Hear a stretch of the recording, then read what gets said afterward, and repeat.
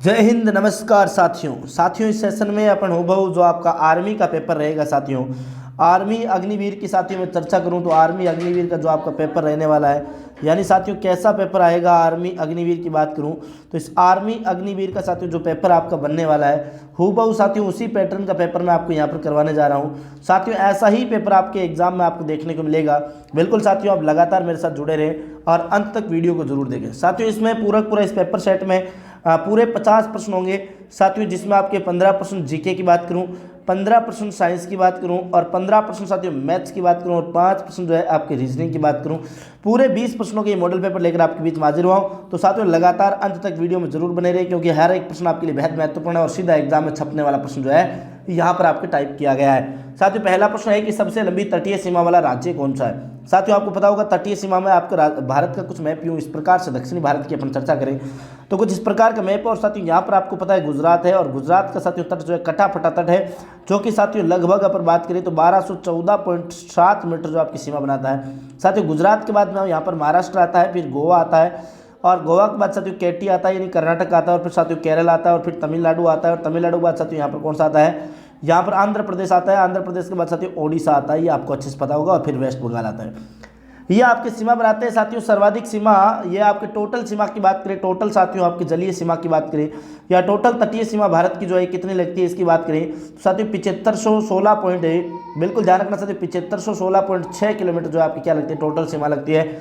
इसमें से 1214.7 अकेला गुजरात लग जाता है। और साथियों दूसरी सर्वाधिक सीमा जो है, ये दूसरी सर्वाधिक आपकी किसकी लगती है तो ये आंध्र प्रदेश की लगती है। अर्थात साथियों यहाँ पर ऑप्शन ए आपका एकदम क्या हो जाएगा, सही और सटीक आंसर हो जाएगा। अगला प्रश्न साथियों मेरा बहुत ही प्यारा, बहुत ही गजब का प्रश्न है कि भारत में पहली बार वंदे मातरम कब गाया गया। साथियों पूछा जा रहा है पहली बार वंदे मातरम जो है कब गाया गया, ये आपसे पूछा जाए तो साथियों आपको विशेष रूप से यहाँ पर ध्यान में रखना है कि पहली बार तो साथियों आपसे पूछा जाए इस राष्ट्रगान की रचना किसने की। आपसे सीधा पूछा जाए कि बताओ साथियों राष्ट्रगान की रचना किसने की, तो आप ध्यान रखना राष्ट्रगान की रचना की अगर बारे में साथियों पूछा जाए तो आपकी किसने की थी, तो ये साथियों रविंद्रनाथ टैगोर ने की थी। किसने की थी, रविंद्रनाथ टैगोर की बात करूँ साथियों, इन्होंने आपके राष्ट्रगान की रचना की है। और साथियों ये आपके कब गाया गया तो 1911 में, और 1911 में कब 27 दिसंबर को। और साथियों कलकत्ता अधिवेशन में बात करें तो कलकत्ता में आपके गाया गया था। विशेष रूप से ध्यान रखना ऑप्शन सी आपका सही और सटीक आंसर हो जाएगा। अगला प्रश्न ये रहा सिख धर्म के संस्थापक साथियों कौन थे। पूछा जा रहा है सिख धर्म के संस्थापक जो है यह कौन थे। साथियों गुरु गोविंद सिंह है, गुरु रामदास, गुरु अंगद, गुरु नानक। तो साथियों गुरु गोविंद सिंह ये है आपके ध्यान रखना, ये साथियों सिखों के 10वें गुरु है। क्या है, सिखों के साथियों अंतिम व 10वें गुरु जो है ये आपके कौन है, तो ये अंतिम व 10वें गुरु साथियों कौन है, तो ये 10वें गुरु आपके कौन है, गुरु गोविंद सिंह है। और इन्होंने साथियों कौन से पंथ की स्थापना की, तो ये खालसा पंथ की स्थापना की थी। बिल्कुल ध्यान रखना खालसा पंथ की स्थापना जो है आपकी इन्होंने की थी। और साथियों ध्यान रखना आपसे पूछा जाए कि संस्थापक कौन है, तो साथियों गुरु नानक जो आपके क्या है प्रथम गुरु जो है सिखों के प्रथम गुरु आपके कौन हो जाएंगे, गुरु नानक हो जाएंगे। अर्थात साथियों ऑप्शन डी आपका सही और सटीक आंसर होगा। अगला प्रश्न आपके बीच में ये रहा हाजिर। प्रश्न क्या कह रहा है साथियों, सुंदरवन टाइगर रिजर्व खालिस्तान में स्थित है। साथियों सुंदरवन टाइगर रिजर्व की बात करें जहां पर साथियों आपके क्या पाए जाते हैं, सुंदरी वृक्ष जो आपके पाए जाते हैं। बिल्कुल ध्यान रखना सुंदरी वृक्ष। और साथियों ध्यान रखना सबसे बड़ा जो डेल्टाई, ध्यान रखना साथियों डेल्टाई जो आपके अभ्यारण्य है या डेल्टाई जो टाइगर रिजर्व है साथियों, ये टाइगर रिजर्व आपकी कौन सा हो जाएगा, ये सुंदरवन। और साथियों ये आपके कहां पर पड़ता है, वेस्ट बंगाल की बात करें तो पश्चिम बंगाल पड़ता है। ऑप्शन बी आपका एकदम सही और सटीक आंसर हो जाएगा।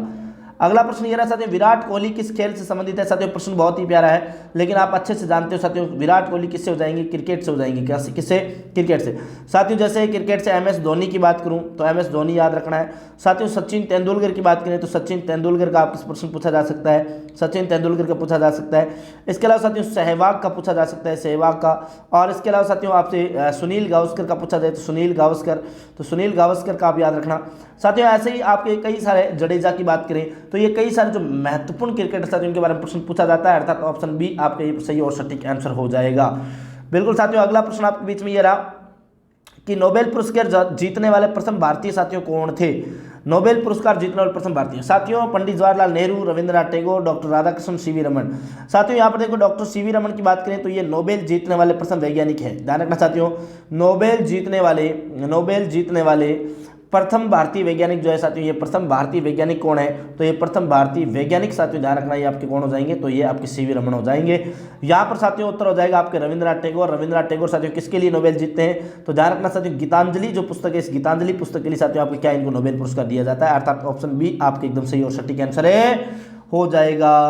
अगला प्रश्न देखो साथियों ये रहा, कि यमुना नदी के तट पर कौन सा उद्योग स्थित है। साथियों यमुना नदी की बात करें तो यमुना नदी साथियों यमुना की बात करूं साथियों, यमुना की बात करें तो यमुना साथियों यमुनोत्री ग्लेशियर उत्तराखंड से निकलती है। साथियों दिल्ली इसके किनारे शहर बसा हुआ है, दिल्ली के अलावा साथियों कानपुर की बात करूं तो दिल्ली, कानपुर ये प्रमुख शहर जो आपके किसके किनारे बसे हुए, यमुना के तट पर।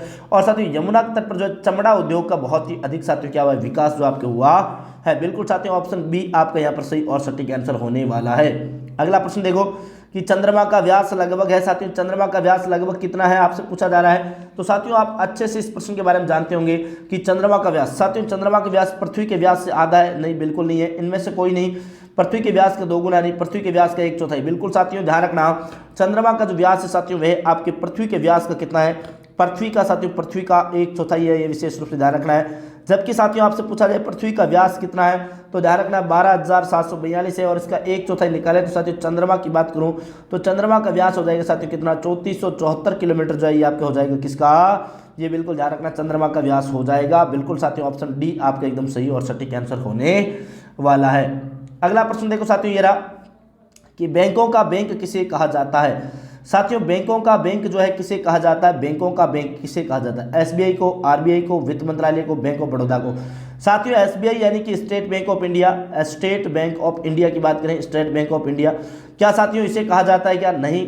आरबीआई साथियों, आरबीआई का मतलब साथियों reserve bank of India, reserve bank of India साथियों, रिजर्व बैंक ऑफ इंडिया की बात करें तो ये साथियों ध्यान रखना रिजर्व बैंक ऑफ इंडिया, इसे बैंकों का बैंक कहा जाता है। इस आरबीआई की साथियों स्थापना की चर्चा करें कि इसकी स्थापना कब हुई थी तो ध्यान रखना साथियों 1 अप्रैल 1935 की बात करूं साथियों, 1935 में आपकी इसकी स्थापना हुई, 1934 के अधिनियम के साथ साथियों इसकी स्थापना होती है। बिल्कुल साथियों ऑप्शन बी आपका एकदम क्या हो जाएगा, सही और सटीक आंसर हो जाएगा। अगला प्रश्न देखो साथियों ये बहुत ही प्यारा प्रश्न है कि निम्नलिखित में से कौन गुप्त अवधि के लिए दौरान चिकित्सा में अपने काम के लिए जाना जाता है। साथियों यहाँ पर देखो सौमिल्ला, सुश्रुता, सोनका, शुद्रका। साथियों सुश्रुता कोई नहीं है, सुश्रुवा था साथियों, सुश्रुवा था। और इसी का साथियों एक शिष्य जिसका आप नाम सुना होगा साथियों धनवंतरी है, धनवंतरी का आप नाम सुना होगा साथियों। धनवंतरी जो है ये आपके गुप्त काल का क्या था, एक चिकित्सक था, ये बिल्कुल ध्यान रखना है। तो ये चिकित्सक साथियों ये धनवंतरी भी इसी काल का था, अर्थात सुश्रुवा धनवंतरी ऑप्शन बी जो है गुप्त काल का आपके क्या हो जाएंगे, प्रमुख चिकित्सकों में आपकी गिने जाते हैं। अगला प्रश्न साथियों मेरा अमेरिका का उपराष्ट्रपति कौन है। साथियों आप अच्छे से इस बात से रूबरू होंगे, आपसे पूछ ले साथियों कभी कि बताओ अमेरिका का राष्ट्रपति कौन है। भाई साहब अमेरिका का राष्ट्रपति अगर पूछ लिया जाए तो साथियों आप अच्छे से जानते होंगे इनको, जोसेफ बाइडेन का साथियों आप नाम सुना होगा, जोसेफ बाइडेन की बात करूं तो ये बाइडेन भाई साहब साथियों आपके क्या यहाँ के आपके राष्ट्रपति है। जबकि साथियों कमला हैरिस जो आपके भारत की बुआ कहलाती है, यानी मूल भारतीय साथियों, ये कमला हैरिस कहाँ की है, ये मूल भारतीय साथियों, ये विशेष रूप से ध्यान रखना। और मूल भारतीय कमला हैरिस जो साथियों अमेरिका की क्या बनी हुई है, उपराष्ट्रपति जो आपकी बनी हुई है। अगला साथियों ऑप्शन डी यहाँ पर एकदम सही और सटीक हो जाएगा। अगला प्रश्न आपके बीच में ये रहा कि लंदन किस देश में स्थित। साथियों लंदन देखो साथियों यूएसए, फ्रांस, देखो साथियों फ्रांस की साथियों मैं राजधानी की बात करूं साथियों, फ्रांस की राजधानी क्या हो जाएगा, पेरिस हो जाएगा, क्या हो जाएगा, पेरिस। तो साथियों पूछा जा सकता है कि लंदन पूछा जा सकता है, पेरिस पूछा जा सकता है। ऑस्ट्रेलिया की साथियों राजधानी कौन सी है, कैनबरा है, कौन सी है, कैनबरा है, तो ये ध्यान रखना। यूएसए साथियों इसकी आपकी राजधानी कौन सी हो जाएगी, तो वाशिंगटन डीसी हो जाएगी, कौन सी हो जाएगी, वाशिंगटन डीसी की बात करूं साथियों, वाशिंगटन डीसी जो है ये आपकी इसकी राजधानी हो जाएगी। और साथ ध्यान रखना यूनाइटेड किंगडम जो इसकी राजधानी आपकी कौन है, लंदन है, अर्थात साथियों option A will be right answer हो जाएगा। अगला प्रश्न देखो साथियों ये राजघाट कहाँ पर स्थित है। साथियों आपको बहुत अच्छे से इस बात का पता होगा राजघाट साथियों है क्या, तो ये ध्यान रखना साथियों ये महात्मा गांधी की क्या है, महात्मा गांधी का समाधि घाट है, महात्मा गांधी का साथियों क्या है, समाधि स्थल है, ये विशेष रूप से ध्यान रखना। और ये समाधि स्थल है साथियों, देखो महात्मा गांधी की बात हो रही है तो आपसे पूछ लिया जाए कि इनका जन्म कब हुआ। साथियों ध्यान रखना 2 अक्टूबर को, कब हुआ था, बिल्कुल ध्यान रखना साथियों, देखो 2 अक्टूबर की बात करें, 2 अक्टूबर 1869 को साथियों इनका क्या हुआ, जन्म हुआ। और जन्म साथियों कहाँ पर होता है, पोरबंदर में होता है। और पोरबंदर कहाँ पर पड़ता है, तो पोरबंदर साथियों गुजरात में पड़ता है, कहाँ पर पड़ता है, गुजरात में पड़ता है। जबकि साथियों आपसे पूछा जाए कि इनकी मृत्यु साथियों, तो ध्यान रखना मृत्यु की बात करें तो 30 जनवरी साथियों, 30 जनवरी और 1948 ईस्वी की बात करूं तो इस समय साथियों नाथूराम गोडसे की बात करूं साथियों, नाथूराम गोडसे जो है ये आपके बापू की गोली मारकर क्या कर देता है, हत्या कर देता है। बिल्कुल विशेष रूप से ध्यान रखे लेना, अच्छे से साथियों इस बात का आपको क्या रखना है, ध्यान रखना है। अर्थात साथियों मैं कह सकता हूं कि यहाँ पर जो है आपका ऑप्शन जो है साथियों ये क्या हो जाएगा, दिल्ली, यानी कि राजघाट कहाँ पर पड़ता है, दिल्ली में पड़ता है। ऑप्शन बी आपका एकदम सही और सटीक आंसर होने वाला है। बिल्कुल साथियों ऑप्शन बी आपका सही और सटीक हो जाएगा। अगला प्रश्न देखो ये रहा कि निम्न में से किस खिलाड़ी को साथियों भारत रत्न पुरस्कार से सम्मानित किया गया है। साथियों खिलाड़ियों में अगर भारत रत्न से अगर मैं चर्चा करूं, क्या सचिन तेंदुलकर है साथियों, क्या MS धोनी है, या सुनील गावस्कर है, विराट कोहली है। तो साथियों ध्यान रखना ये सचिन तेंदुलकर है। सचिन तेंदुलकर की बात करें साथियों, इनको 2014 की बात करूं तो 2014 में साथियों क्या दिया गया था, भारत रत्न जो पुरस्कार है 2014 में इनको दिया गया था। और साथियों सचिन तेंदुलकर को ध्यान रखना, इन्हें क्या कहा जाता है, इन्हें साथियों कहा जाता है क्रिकेट का भगवान। क्रिकेट का भगवान साथियों इन्हें आपके कहा जाता है। अर्थात मैं कह सकता हूं कि option A will be right answer हो जाएगा। एकदम सही और सटीक आंसर आपका ऑप्शन ए यहां पर साथियों होने वाला है। अगला प्रश्न देखो साथियों, बहुत ही प्यारा प्रश्न है कि कौन सा देश कर्क रेखा कौन से देश से साथियों जो कर्क रेखा नहीं गुजरती है।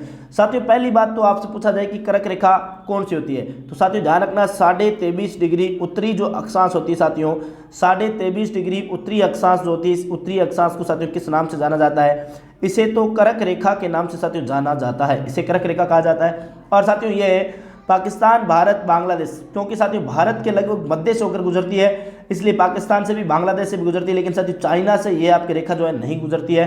अर्थात मैं कह सकता हूं कि यहाँ पर ऑप्शन डी आपका एकदम सही और सटीक आंसर होने वाला है। साथियों बिल्कुल मैं पुनः कह रहा हूं साथियों, अगर आप आर्मी अग्निवीर भर्ती परीक्षा की तैयारी कर रहे हैं, बिल्कुल साथियों आर्मी अग्निवीर भर्ती परीक्षा की अगर साथियों आप तैयारी कर रहे हैं आर्मी अग्निवीर भर्ती परीक्षा की, और साथियों आप 15 में से साथियों 15 प्रश्न अगर आप सही करना चाहते हैं जीके में, तो साथियों आप इस सेशन को जरूर देख लेवे।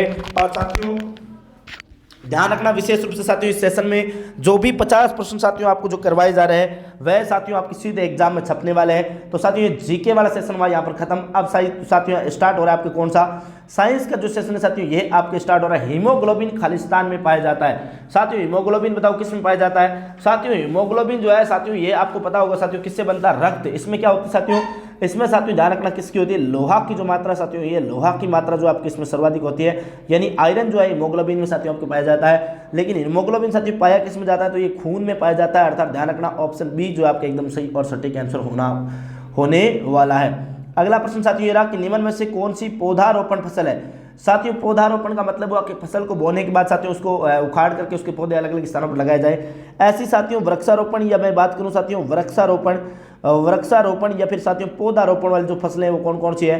तो साथियों ये पौधारोपण फसलें जो है ये मोटी मोटी रूप से कौन सी है, तो ये साथियों मोटा मोटी रूप से ये आपको ध्यान होगा साथियों चाय के अलावा साथियों कॉफ़ी की बात करें, चाय कॉफ़ी, या फिर मैं साथियों बात करूं रबड़ की, तो ये साथियों ये कुछ मोटा मोटी फसलें जो है किसकी है, तो ये पौधारोपण की फसलें। अर्थात साथियों यहाँ पर ऑप्शन ए आपका एकदम सही और सटीक आंसर हो जाएगा, बाकी आपका पौधारोपण वाली नहीं है। अब साथियों आपको पुनः बता दूं कि अगर आप साथियों तैयारी कर रहे हैं किसकी, अगर आप तैयारी कर रहे हैं साथियों SSC CGL की, तो साथियों रजिस्टर स्टार्ट हो चुके हैं SSC CGL के लिए। 15 अप्रैल से अलायंस कैरियर इंस्टीट्यूट बीकानेर जो शिववाड़ी रोड पर साथियों नया बैच जो स्टार्ट करने जा रहा है, तो आप साथ ही वहाँ पर साथियों न्यू शिववाड़ी रोड बीकानेर में आप ज्वाइन कर सकते हो।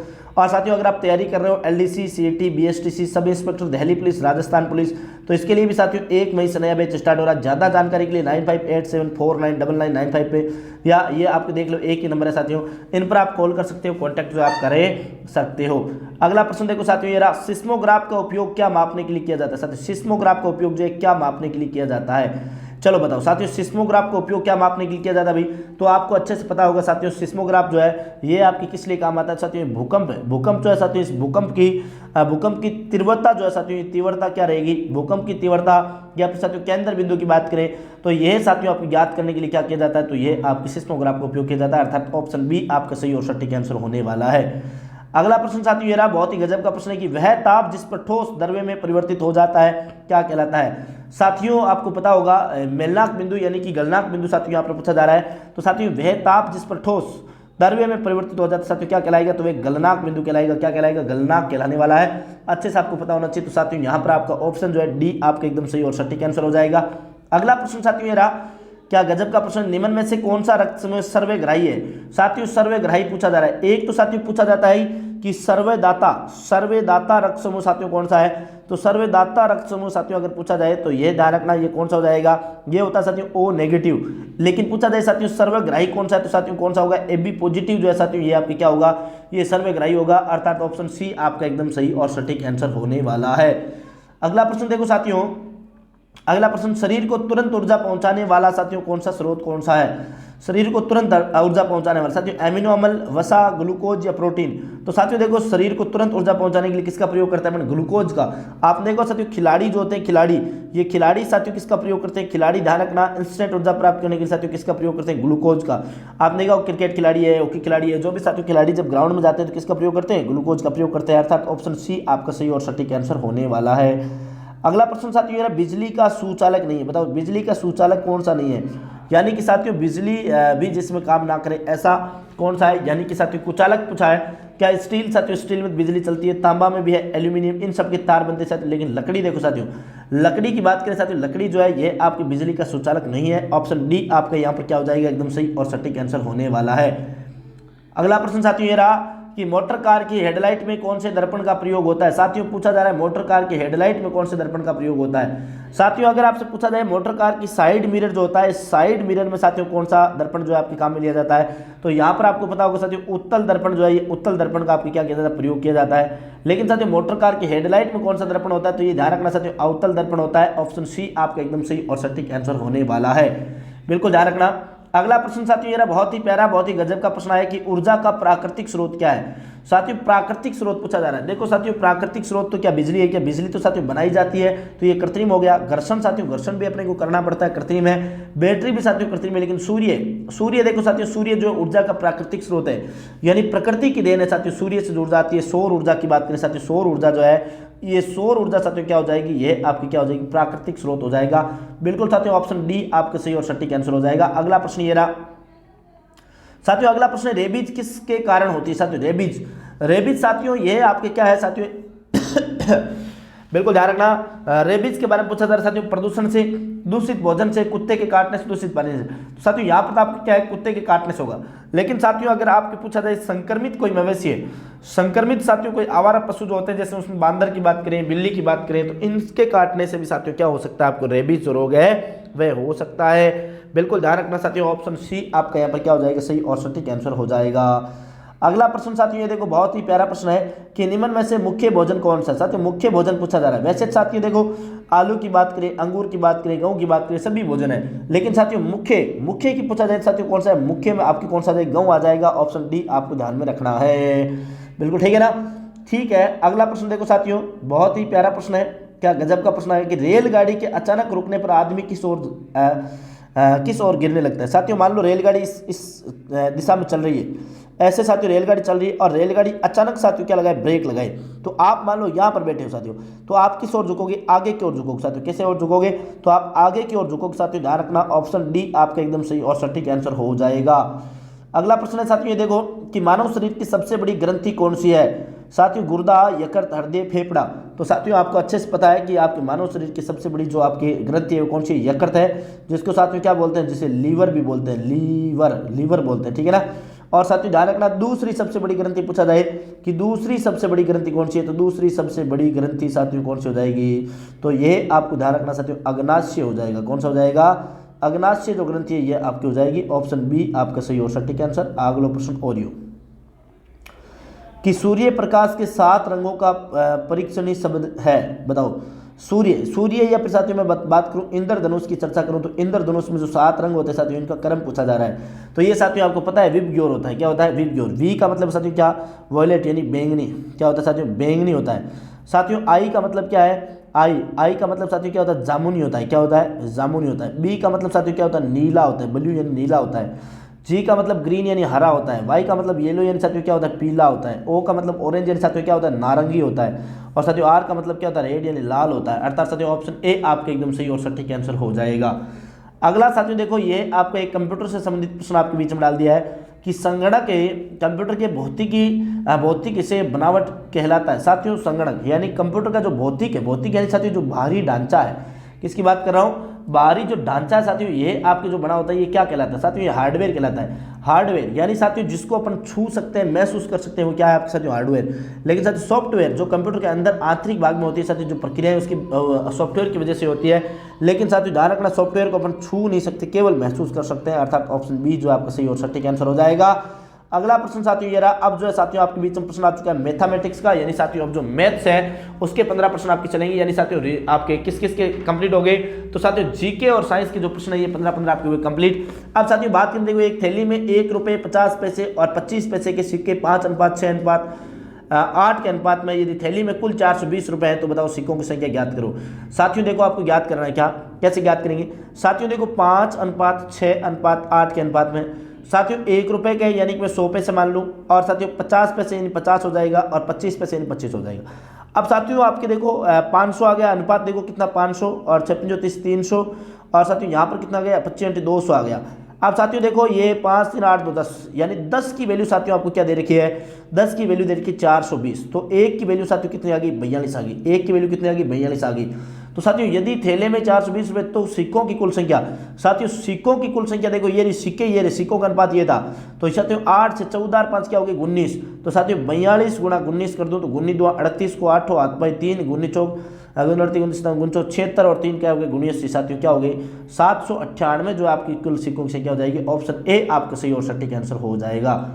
अगला प्रश्न देखो साथियों ये बहुत ही प्यारा प्रश्न है कि निम्न में से 3 से विभाजित है। साथियों 3 से विभाजकता का नियम, 3 का विभाजकता के साथ नियम क्या होता है, विभाजकता का नियम जो है ये विभाजकता का नियम होता है साथियों क्या कि राशियों का योग, जो राशियों का योग है साथियों 3 से क्या हो जाना चाहिए विभाजित होना चाहिए। देखो पहला ऑप्शन चेक करते हैं साथियों, 4 और 2 6 3 9 9 और 10 से 4 14 और 7 21 21 और 8 29 29 0 29 30 क्या हो गया साथियों 35 हो गए। 35 3 से विभाजित होता है क्या नहीं होता। 8 और 3 11 और 4 15 15 और 7 22 और 9 साथियों 31 31 5 36 और 6 42। साथियों क्या 42 जो है वो 3 से विभाजित होता है क्या, तो बिल्कुल साथियों ये विभाजित होता है। 1 3 3 4 3 12 14 और विभाजित हो गया साथियों, अर्थात मैं कह सकता हूँ कि ऑप्शन बी जो आपका क्या हो जाएगा सही और सटीक आंसर हो जाएगा। अगला प्रश्न देखो साथियों ये रहा कि दो संख्याओं का लघुत्तम समावर्ती 4716 और महत्तम समावर्ती 33 है। यदि एक संख्या 297 तो दूसरी संख्या बताओ। साथियों इसको करने का शॉर्टकट जो तरीका है ना वो सीधा यही है। क्या साथियों, अगर संख्या साथियों कितनी दे रखी है आपको, संख्या दे रखी है 2, कितनी दे रखी है संख्या दे रखी है 2, यानी साथियों संख्या गुणा संख्या, संख्या मान लो साथियों आपकी क्या है, एक संख्या x थी और दूसरी संख्या क्या है y है। x गुणा y बराबर साथियों क्या हो जाएगा एलसीएम इंटू एचसीएफ हो जाएगा, क्या हो जाएगा एचसीएफ हो जाएगा। तो साथियों एक संख्या आपको दे रखी है 297 गुणा साथियों y कर दूं, और y करने के बाद साथियों एलसीएम कितना दे रखा है 4716 गुणा साथियों क्या कर दूं 33 कर दूं। अब देखो साथियों ये 33 से इसको काट दिया साथियों कितनी बार आ गया 9 बार, 9 बार कट गया, और इस 9 से साथियों ये काट दे साथियों कितना आ जाएगा 524 आ जाएगा। अर्थात साथियों y का मान क्या आ जाएगा 524, अर्थात दूसरी संख्या क्या है साथियों ये आपकी 524 है। ऑप्शन ए आपका यहाँ पर क्या होने वाला है एकदम सही और सटीक आंसर हो जाएगा, बिल्कुल ध्यान रखना है। अगला प्रश्न साथियों देखो ये रहा बहुत ही प्यारा प्रश्न है कि एक कक्षा में 70% लड़के हैं, यदि लड़कियों की संख्या 255 है तो लड़के कितने हैं। साथियों देखो सीधा प्रश्न है, कोई ज्यादा कुछ नहीं साथियों। 70% क्या है 70% साथियों लड़के हैं यानी बॉयज हैं, और साथियों 30% 100 में से 70 लड़के हैं साथियों 30% क्या लड़के हैं, तो 30 बराबर कितनी दे रही है 255। अपने को क्या निकालना साथियों लड़कों के कितने, लड़कों की संख्या, तो 70% निकाल दूं गुणा 100 कर दूं साथियों, 1 0 से 1 0 8 3 24 5 3 15 15 साथियों कितना होता है, देखो देखिए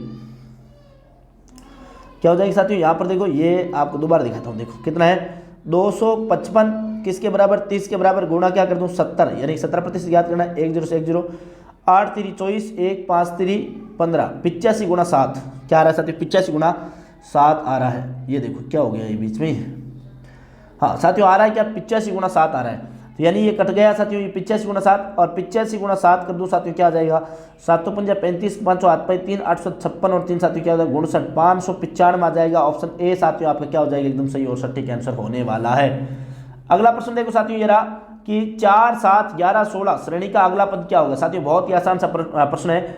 4 में साथियों +3 किया, 7 में साथियों +4 किया, 11 में साथियों +5 किया, तो यहाँ पर +6 कर दो। 16 और 6 साथियों कितना होता है 22 होता है, अर्थात साथियों ऑप्शन सी आपका क्या हो जाएगा एकदम सही और सटीक हो जाएगा। अगला प्रश्न देखो साथियों बहुत ही प्यारा प्रश्न है कि एक समद्विबाहु त्रिभुज में बराबर भुजाओं के विपरीत कोण का मान 75 डिग्री हो तो तीसरे कोण का मान। साथियों देखो क्या है बहुत ही आसान सा प्रश्न है कि साथियों पहली बात तो आप ध्यान रखना त्रिभुज के तीनों कोणों का योग क्या होता है साथियों, तीनों कोणों का योग, तो तीनों कोणों का योग साथियों ये ध्यान रखना कितना होता है, ये होता है साथियों 180 डिग्री होता है हमेशा। साथियों ये कह रहा है कि त्रिभुज के बराबर भुजाओं के विपरीत कोण का मान 75 डिग्री हो, यानी 75, तो तीसरा पूछा जा रहा है साथियों ये 75 है और ये 75 है, दोनों कितना हो गया 150, 150 डिग्री दिया हो गया साथियों। तीसरा क्या बच जाएगा, टोटल 180 होता है, माइनस 150 कर दूं, क्या बच गया साथियों 30 डिग्री का कोण आ जाएगा। क्या आ जाएगा 30 डिग्री। ऑप्शन बी आपका एकदम सही और सटीक हो जाएगा। अगला प्रश्न देखो साथियों ये रहा कि 1 4 9 25 साथियों 9 16 25 ये रीजनिंग का प्रश्न है साथियों। साथियों 1 का स्क्वायर, 2 का स्क्वायर, 3 का स्क्वायर, 4 का स्क्वायर, 5 का स्क्वायर, 6 का स्क्वायर 36 आता है। क्या आता है साथियों 6 का स्क्वायर 36 आता है और 36 ये रहा ऑप्शन बी आपका सही और सटीक आंसर।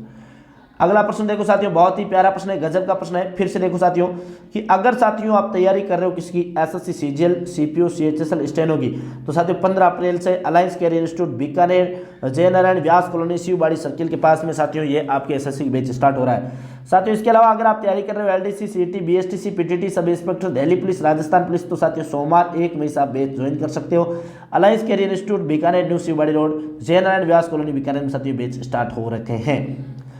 अगला साथियों ये रहा कि प्रश्न है साथियों, किसी धनराशि का 5% दर पर 3 वर्ष का साधारण ब्याज 180। साथियों धनराशि मान लिया x है, 5% की दर से 3 वर्ष का साधारण ब्याज साथियों कितना है 180 रुपया है। तो साथियों काट दो, देखें 5 ये क्या हो गया साथियों 6 3 18 60 12 पंजो 60 साथियों x बराबर ये 100 उधर चला जाएगा तो 12 गुणा 100 साथियों कितना हो जाएगा 1200।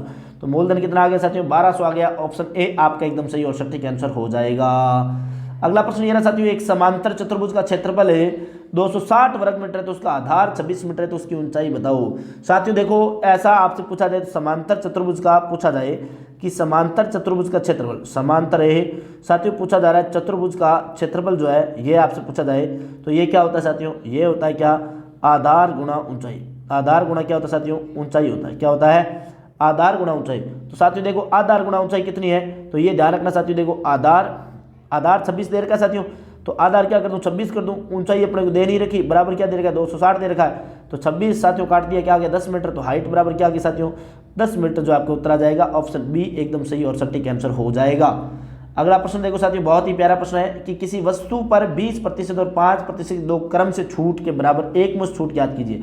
साथियों 20 और 5% 25 हो रही है, लेकिन देखो साथियों माना कि 100 है, 100 पर साथियों पहले 20 की छूट दी यानी 80/100 कर दूं, फिर साथियों 5 यानी 95/100 कर दूं। अब देखो साथियों 0 से 0 कट गया, 1 0 से 1 0 कट गया, या फिर साथियों मैं सीधी बात करूं 4 दूनी 8 5 दूनी 10 है 5 गुनी 5 95 और गुनी 4 76 साथियों 76% आ रहा है। साथियों टोटल 100 था, अब बच गया 76 यानी कि कितनी छूट मिली 24%, कितनी 24। ऑप्शन बी आपका क्या हो जाएगा सही और सटीक आंसर। अगला देखो साथियों कि 2x + 5 बराबर साथियों 10 है, तो x का मान साथियों देखो 2x + 5 बराबर 10 है। साथियों देखो ये 5 इधर प्लस में उधर जाते हैं माइनस में, तो साथियों 2x बराबर 10 - 5 कितने 5 हो गया। तो साथियों अब x बराबर क्या जाएगा 2.5 आ जाएगा, 2 से काट दो तो x बराबर साथियों वैल्यू क्या आ जाएगी 2.5। ऑप्शन डी आपका एकदम सही और सटीक आंसर। अगला प्रश्न देखो साथियों, एक वृत्त की त्रिज्या 20% घटाने पर क्षेत्रफल में कितनी प्रतिशत कमी होगी। साथियों बहुत ही प्यारा प्रश्न है कि एक वृत्त की त्रिज्या 20% घटा दी जाए तो साथियों इसके क्षेत्रफल में कितनी कमी होगी। साथियों देखो मान लो पहले त्रिज्या की बात करूं तो त्रिज्या साथियों जो भी रही होगी, या मैं बात करूं साथियों कितनी प्रतिशत कम करी 20%, 20/100 की बात करें साथियों कितनी हो जाएगी 1/5, 1/5 यानी साथियों पहले त्रिज्या कितनी थी 5 थी और 1 कम कर दी, अब कितनी होगी 4 होगी। साथियों देखो आपसे पूछा जाए कि वृत्त के क्षेत्रफल का फॉर्मूला पूछा जाए तो साथियों क्या होता है πr² होता है। साथियों यहाँ पर πr² यानी कि मैं क्या कर दूं 5 स्क्वायर कर दूं और बराबर साथियों क्या कर दूं, यहाँ पर बराबर की बात करूं साथियों ये आपके यानी कि कितनी कमी होगी तो माइनस कर दूं, एक ही बात साथियों यहाँ पर देखो माइनस कर दूं या फिर बराबर कर दूं, एक ही बात साथियों देखो।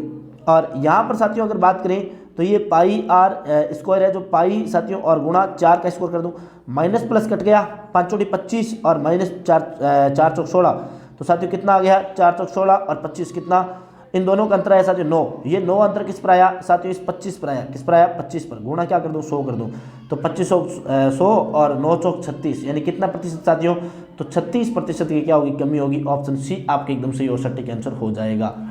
अगला प्रश्न ये रहा कि 12x - 1 बराबर 143 है। साथियों देखो बहुत प्यारा प्रश्न है, 12x - 1 बराबर 143। देखो साथियों ये अगर -1 इधर चला जाए तो प्लस हो जाएगा, तो 12x बराबर साथियों क्या हो जाएगा 144 हो जाएगा। 12 का 12 से साथियों ये वर्गमूल दिख रहा है तो x का मान क्या आ जाएगा साथियों 12 आ जाएगा, अर्थात ऑप्शन ए आपका यहाँ पर क्या हो जाएगा सही और सटीक आंसर हो जाएगा। अगला प्रश्न देखो साथियों कि x + 2x - 7 का मान क्या है। साथियों देखो इस प्रश्न की बात करें तो इसमें भी साथियों बहुत आसान सा जो है एक लॉजिक आपके बीच में लगाने वाला हूँ। देखो बहुत गजब का साथियों। देखो साथियों x को कॉमन ले लो, पहले साथियों x+2 है ना, इसको ले लो x, ये निकाल लिया। और साथियों इसको मल्टीप्लाई किया x-7 तो x-7 आ गया। फिर साथियों +2 को कॉमन निकाल लिया और फिर साथियों गुणा किया तो ये क्या है x-7 से आपको मल्टीप्लाई कर दिया। अब साथियों मल्टीप्लाई करो x² -7x और +2x -14 आ रहा साथियों। ये देखो ये 7x, ये 2x प्लस के, ये माइनस के, तो यहाँ पर x² -5x -14। अब देखो साथियों x² -5x -14, ऑप्शन बी आपका यहाँ पर क्या हो जाएगा, सही और सटीक आंसर हो जाएगा। अगला प्रश्न देखो साथियों, अगला प्रश्न जो है आपके बीच में ये रहा। साथियों अगला प्रश्न आपके बीच में क्या आ चुका है, बहुत ही प्यारा प्रश्न आ चुका है। क्या कह रहा है साथियों, प्रश्न कह रहा है साथियों कि मोहन पूर्व की ओर 4 किलोमीटर आगे चला और फिर दाएं मुड़कर 3 किलोमीटर चला। यानी साथियों मोहन ये यहाँ से चला दूं साथियों, ये पूर्व दिशा है, 4 किलोमीटर चला, कहाँ पर चला 4 किलोमीटर। फिर साथियों दाएं मुड़ा, ये लो दाएं मुड़ा और कितना चला 3 किलोमीटर चला, ये 4 किलोमीटर चला। फिर साथियों यहाँ से फिर दाएं मुड़ा और कितने किलोमीटर, 4 किलोमीटर चला, ये लो 4 किलोमीटर। अब साथियों इसके बाद वे पीछे मुड़ा, यानी साथियों अब जो मुख इधर था अचानक से साथियों क्या कर लिया, इधर कर लिया। तो साथियों अब उसका मुख किस दिशा की ओर है, तो साथियों कौन सी दिशा की ओर हो जाएगा, पूर्व दिशा की। ऑप्शन डी आपका एकदम सही और सटीक आंसर हो जाएगा। अगला साथियों देखो बहुत ही प्यारा प्रश्न है कि 2, 7, 27, 107, 427। ट्रिक देखते हैं साथियों। देखो 2 के बाद आए 7, 7 के बाद आए 27, 27 के बाद आए 107 और 107 के बाद आ रहे 427। देखते हैं साथियों। देखो साथियों 2 को साथियों मैंने गुणा किया 4 से, माइनस 1 कर दूँ 7 आ रहेगा। इसको भी साथियों 4 से गुणा करके 1 कर दूँ 7 चौक 28 मैंने 27 आ रहे हैं। इसको भी 4 से मल्टीप्लाई करके 27 चौक 108 माइनस 107 आ रहे हैं। साथियों 107 को मल्टीप्लाई करूंगा तो भी यही आ रहे हैं, तो मैं सीधा मल्टीप्लाई कर दूं साथियों किसको, 427 को 4 से मल्टीप्लाई कर दूं। 7 चौक 28 को 8 हाथ पाई 2, 4 दूनी 8 और 2 शून्य हाथ पाई 1, 4 तो 16, 1708, 1708 माइनस 1 कर दूं साथियों कितना आ जाएगा, 1707 आपका आंसर आ जाएगा। ऑप्शन बी आपका एकदम सही और सटीक आंसर हो जाएगा। अगला प्रश्न साथियों, यदि किसी कोड भाषा में साथियों यहाँ पर देखो कलोक को ये लिखा जाता है तो उस कोड में भाषा में साथियों यहाँ पर देखो ये थोड़ा सा नाम मिस्टेक है, ध्यान रखना, STEPS स्टेप्स, इसको क्या लिखा जाएगा, इसको क्या लिखा जाएगा साथियों, देखो CLOCK, इसको उल्टा लिखा। देखो साथियों पहले लिखा के के बाद C लिख दिया, फिर O लिख दिया, फिर L लिख दिया, फिर C लिख दिया, यानी उल्टा क्रम लिखा। इसका भी उल्टा कर दो साथियों, SPETS साथियों ऑप्शन बी में आपके दिख रहा है। चलो ये रहा साथियों अगला प्रश्न आपके बीच में, बहुत ही प्यारा प्रश्न है कि दिए गए विकल्पों में से विषम को ज्ञात कीजिए। साथियों विषम को ज्ञात करना है, विषम कौन सा है साथियों, बेंगलुरु कर्नाटक की राजधानी है, मुंबई अहमद की राजधानी है, राजस्थान की राजधानी साथियों कौन सी, जयपुर, कोचिन साथियों किसी की राजधानी नहीं, ऑप्शन डी अलग हो जाएगा। अगला देखो लास्ट प्रश्न है साथियों कि निम्नलिखित शब्दों को सही क्रम में रखने के क्रम क्या होगा, सही क्रम। देखो साथियों सबसे पहले कमरा, कमरा के बाद कौन सा आएगा, घर, घर के बाद गली, गली के बाद साथियों कस्बा और कस्बा के बाद कौन सा आएगा, जिला आएगा। देख लो सबसे पहले कमरा यानी सबसे पहले 3 आएगा, उसके बाद घर यानी 3 के बाद 1 आएगा, ये रहा, फिर 2 आएगा और फिर 5 4, ये ऑप्शन ए आपका सही और सटीक। साथियों आशा उम्मीद करता हूं कि आपको साथियों ये जो 50 प्रश्नों का सेशन है, यही तो साथियों 50 प्रश्नों का अपन ने पूरा जो मॉडल पेपर सॉल्यूशन किया, ये साथियों 50 प्रश्न में से आपके कितने प्रश्न बैठे, आपके कितने सही हुए साथियों मुझे कमेंट बॉक्स में कमेंट करके जरूर बताएं और साथियों मुझे बताना कि आपके कितने सही हो रहे हैं। साथियों मैं कह रहा हूं साथियों हू बहु ऐसा ही पेपर जो है आपकी ध्यान रखना साथियों, हू बहु ऐसा ही पेपर आपके मेन पेपर में छपने वाला है, तो सभी साथियों जरूर आपके तैयार रहें। तो साथियों फिर मिलते हैं अगले पेपर के साथ, तब तक के लिए आपको बहुत धन्यवाद, नमस्कार, जय हिंद, जय भारत, राम।